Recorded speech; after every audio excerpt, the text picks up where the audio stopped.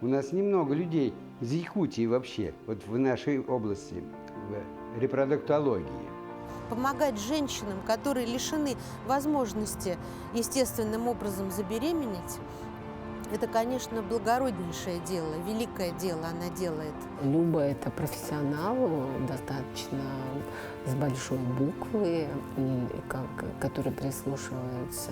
Постоянно нацелена на то, чтобы максимально эффективно помогать своим пациентам. Это не всем дано, и не все могут. Она вот это все добилась сама, самостоятельно. Доктор Ефремова прошла путь от операционной медсестры Якутской городской больницы до врача-репродуктолога высшей категории. Якутянка работала в Москве вместе с первопроходцами ЭКО. За 20 лет Любовь Дмитриевна освоила все азы вспомогательных репродуктивных технологий, помогала вести беременность, консультировала семейные пары, несмотря на самые сложные вердикты врачей. У нас немного людей из Якутии вообще, вот в нашей области, в репродуктологии. Но когда я вот о ней вспоминаю, прежде всего у меня появляется улыбка, потому что она оставила такой след в моей жизни, когда она начала работать вместе со мной и занималась такой проблемой. Помимо лечения бесплодия, которое, так сказать, вообще в России и в мире вообще существует, такой появился новый метод, который называется IVM – In Vitro Maturation. В отличие от IVF, это вот то, что сегодня бывает ЭКО, так называемый, да? Он заключается в том, этот метод, когда мы получаем яйцеклетки раньше времени. Мы этот метод почерпнули в других странах и стали его использовать, разрабатывать. Впервые в России. И это было приблизительно в 2000 году, наверное, 20 лет тому назад. С Любовью Дмитриевной вместе. И у нас начали рождаться дети тогда. За то время родилось 15 детей таких. Сейчас этим методом не занимается никто, в России, по крайней мере. В душе врачи ведь, они остаются врачами, а не людьми, которые оказывают услуги. Они это делают для себя, помимо, конечно, пациентов. Что двигает врачами, скажите мне? Любовь к пациентам, конечно, любовь к больным. Очень приятно, что она из Якутии, и что оставила там свой, хоть она и работает в Москве, она оставила там большой след такой, врачебный след. И не только в репродукции, но и вообще в медицине. Начало вашей деятельности вот сейчас, если сравнить, что изменилось за этот период? Как вы стали все-таки специалистом? Как вы поняли, что это у вас получается? Вы прошли огромные стажировки, множественные стажировки, постоянно обучаетесь, не прекращаетесь даже сейчас обучаться.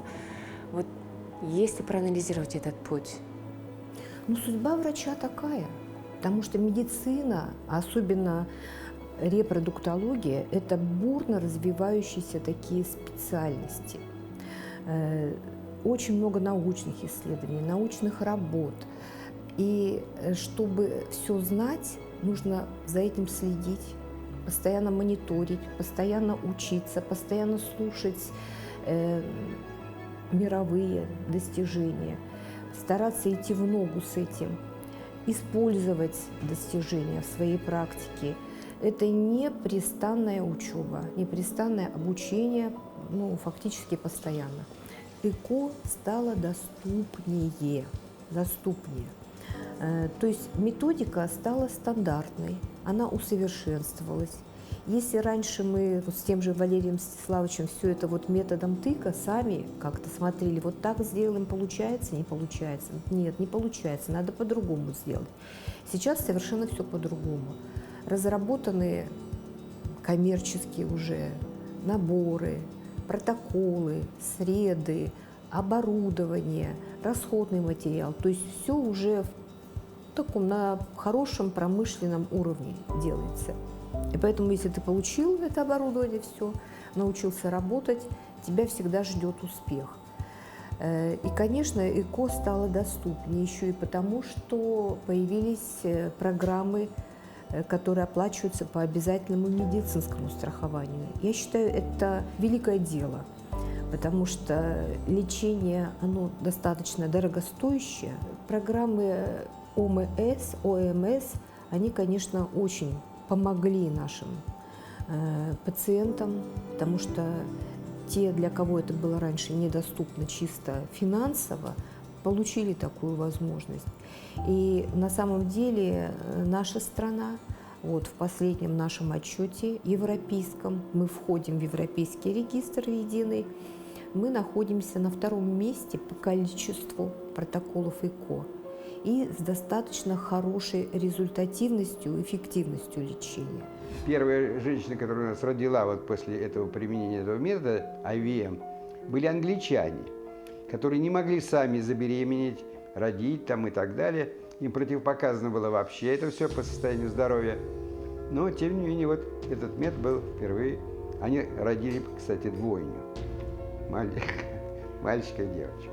Это она сделала этот метод в России, по крайней мере. Ну, естественно, и в Якутии тоже, конечно. И я думаю, но прежде всего она сама по себе очень грамотный врач, хороший врач, даже замечательный врач. И работа с ней очень приносила большое удовольствие. И для нас, врачей, которые с этим сталкивались, и для пациентов то же самое, конечно. И долго вот эта вот английская супружеская пара долгое время была с ней связана уже после родов. И благодарили за вот этот случай. С Любовью Дмитриевной мы работали вместе несколько лет, и я думаю, мы были отличной командой, потому что совместные результаты у нас были высокие. Я могу сказать о Любови Дмитриевне только хорошее, поскольку она настоящий врач, тот, который постоянно думает о своих пациентах, стремится им помочь, стремится разобраться в сложных ситуациях. Она всегда стремится развиваться, она всегда учится чему-то новому. Я вообще, мне кажется, не помню периода, когда она не училась чему-то. И все она делает это для того, чтобы развивать себя как специалиста и для того, чтобы повысить результативность своей работы, а значит, постоянно нацелена на то, чтобы максимально эффективно помогать своим пациентам. У меня остались только положительные впечатления от работы вместе с ней. Ну и могу сказать, что она очень надежный друг и товарищ. Моя дочка появилась на свет благодаря Любочке. Да. Это действительно так, то есть она присутствовала при этом событии знаменательном. И, в общем, первая сообщила моей маме, и тоже ее обрадовала очень. Моя мама даже расплакалась от счастья, так она была счастлива. Рядом есть близкий человек, и я поэтому шла с такой легкой, с таким легким сердцем, спокойная совершенно. Я знала, что все будет хорошо и отлично, потому что рядом Люба. Любовь Дмитриевна прекрасный врач. Любочка для меня. Она стольким помогает, и не только мне она помогла, и многим моим знакомым я ее рекомендовала, и они тоже к ней приходили, если у них возникали там какие-то проблемы или наблюдаться по беременности. Вообще, я считаю, что ее профессия одна из самых лучших. Помогать женщинам, которые лишены возможности естественным образом забеременеть, это, конечно, благороднейшее дело, великое дело она делает. Люба – это профессионал, достаточно с большой буквы, который прислушивается. Она совершенно сейчас такая самодостаточная, такая цельная, такая уверенная в себе женщина. Моя дочь пошла к ней, Люба привела ее к доктору. Они все вместе ходили, смотрели, делали УЗИ, потому что мальчик лежал еще в тазовом прилежании. Но это, естественно, все очень волнительно. Люба периодически позванивала, спрашивала, как дела, как там развивается беременность, нет ли каких-либо осложнений. Ой, ну слава Богу, Господи, это все позади. Любовь Дмитриевна, ваша диссертация была посвящена гинекологической эндокринологии. Да. Такая, опять же, тема неизученная, мне кажется, даже сейчас. Ну, я имею в виду для обывателя. А в тот момент, когда вот вы закончили аспирантуру, занялись наукой, вот насколько интересной была эта тема для вас? Вообще нейроэндокринная регуляция функций яичников, она остается интересной и до сих пор. И там очень много вопросов осталось нераскрытых. И сейчас, наоборот, появляется все больше и больше данных о том, что мы еще очень многое не знаем. Моя работа была попыткой доказать эффективность нейроэндокринной регуляции в лечении бесплодия, а именно бесплодия, связанного с анавуляцией, с отсутствием, с генетическим врожденным отсутствием овуляции у некоторых пациентов. Сейчас это называется синдром поликистозных яичников, и мы достаточно эффективно при подготовке к лечению бесплодия давали им препараты нейроэндокринной регуляции и оформили это как патент. Работа над этой темой дала мне возможность очень глубоко погрузиться в гинекологическую эндокринологию, которая на сегодняшний день остается, на мой взгляд, основой для нового направления, как репродуктология. В медицине, как и во многих отраслях, невозможно добиться успеха в одиночку. Важно встретить на своем пути хороших наставников, работать в команде с единомышленниками. А кому вы благодарны, Любовь Дмитриевна? Кому? Ой, слушайте, я благодарна всем. Благодарна прежде всего своим родителям, потому что они дали нам очень хорошее детство. Конечно, я благодарна всем людям, которые встречались на моем пути. Это мои учителя в начальной школе, в средней школе. Кстати, нам дали очень хорошие знания. Они так добросовестно нас учили. Наши учителя, преподаватели в Якутском госуниверситете, это же такие звезды нас учили. Они искренне вкладывали в нас знания, учили нас, хотели передать то, что они знают. Требовали с нас очень серьезно. Потом мои коллеги, начиная от медсестер, акушерок, с которыми мне пришлось работать. Ведь они – это наши главные помощники, доктора. Перечислять всех невозможно.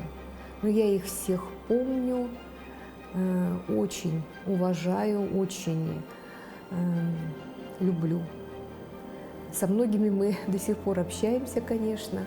Это и врачи-гинекологи, анестезиологи, педиатры, неонатологи сейчас они называются, которые работали с нами в родильном доме, выхаживали наших детей после сложных родов.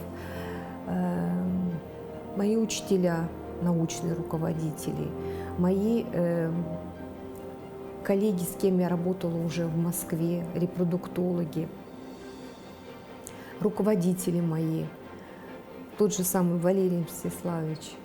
В общем, я вспоминаю, конечно, с большой благодарностью, потому что они меня научили и работать, и общаться с пациентами. В общем, всему, наверное. Любовь Дмитриевна очень эмпатичный и доброжелательный человек, и профессионал с большой буквы, и я знаю, что в любой момент я могу обратиться к ней за советом. В Москву меня родители привезли в возрасте 5-6 лет. Я очень хорошо это помню, и с этого момента Москва для меня стала городом, местом притяжения.